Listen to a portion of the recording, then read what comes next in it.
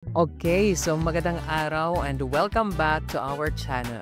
Habang nagbabasa tayo ng isang paborito nating kwento or nobela or anumang genre ng panitikan, naisip nyo na ba kung ano ang bumabagabag sa kaisipan or sa isip ng paborito mong karakter sa kwentong iyong binabasa? O di kaya nagtataka ka ba kung bakit biglang nagbago ang kanyang ugali, nagbago ang kanyang desisyon, or nagbago ang kanyang karakter? Ano kaya ang kanyang mga lihim na kinatatakutan? Or may mga sugat ba siyang hindi agad natin napapansin? Sa episode na ito ay sisilipin natin ang malalim at minsang misteryosong mundo ng kaisipan ng mga tauhan. Ang kanilang pag-aalinlangan, ang kanilang trauma, at sikretong nagtutulak sa kanilang kumilos at magdesisyon ng mga specific or particular decisions. Handa ka na bang alamin ang hindi natin napapansin sa bawat pahinang ating binabasa? Tara, tuklasin natin.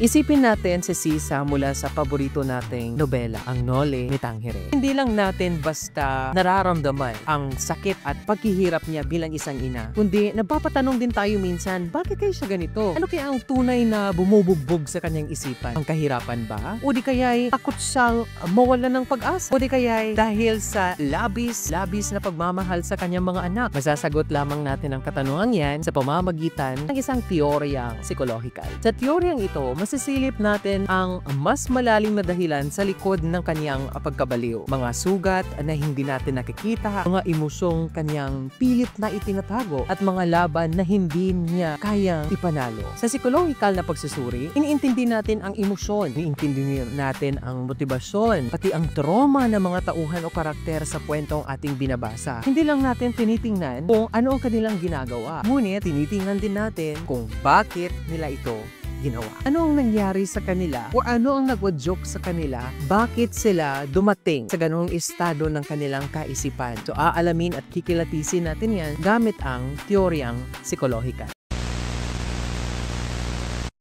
Ang teoryang psikolohikal ay isang lente ng pagsusuri sa panitikan na nakatuon sa panloob na aspekto ng pagkatao. Mga cognition, mga kognitibong proseso or cognitive process, emotion, at psikolohikal na mekanismo na humuhubog sa kilos at desisyon ng tauhan sa teksto. Ginagamit nito ang mga konsepto mula sa psikolohiya upang ipaliwanag kung paano nakakaapekto ang karanasan, ang trauma, ang tinatawag nating subconscious drive sa kanilang pag-uugali. Ayon sa pag-aaral ng psikolohiya, ang ating mga desisyon ay kadalasang naiimpluwensyahan ng mga hindi natin malay na motibasyon o yung tinatawag nating unconscious motivation na maaaring nag-uugat sa ating mga past experiences or mga trauma. Isang mahusay na halimbawa nito ay si Ibarra, ang pangunahing tauhan sa Noli Me Tangere. Siya ay isang progresibong individual na nagnanais ng pagbabago sa kanyang bayan. Ngunit kung susuriin mo talaga sa mas malalim na antas, makikita natin ang kanyang mga desisyon ay malalim na naimpluwensyahan ng kanyang subconscious fears o mga takot tulad ng trauma sa pagkamatay ng kanyang ama at yung pangangailangan ng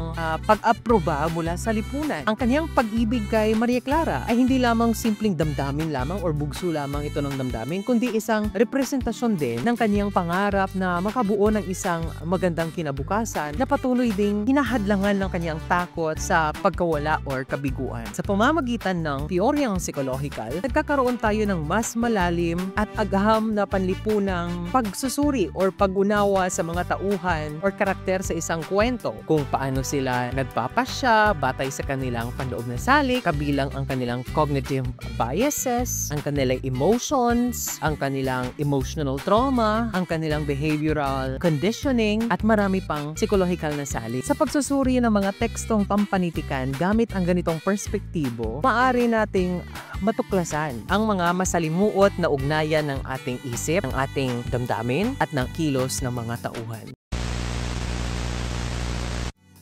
Bakit mahalaga ito sa panitikan? Dahil sa pamamagitan ng psychological na teorya, mas nauunawaan natin ang lalim ng mga tauhan. Nakikita natin sila bilang mga tunay na tao. Hindi lamang sila mga karakter sa isang papel. Kapag naiintindihan natin ang kanilang isipan, mas nakaka-relate tayo as a person sa kanilang mga pinagdaanan. Sa madaling sabi, ang panitikan ay nagiging mas personal at mas makapangyarihan. Kaya sa susunod na babasahin mo ang isang kwento or nobela or anumang akdang pampanitikan, subukan mong itanong, ano kaya ang iniisip ng tauhang ito? Ano kaya ang mga pinagdaraanan nito na nagdidikta sa kanyang mga desisyon sa kanyang buhay o sa kanyang mga kilos? Sa susunod nating episode ay pag-uusapan natin ang isa pang komplikadong teorya, ang teoryang Marxismo. Paano ipinapakita ng panitikan ang laban ng mga uri sa lipunan at bakit ito mahalaga. So abangan mo yan. Huwag kalimutan mag-subscribe at i-like ang video ito at mag-comment sa comment section below kung may tauhan ka bang gusto mo nating talakayin gamit ang teoryang psikolohikal.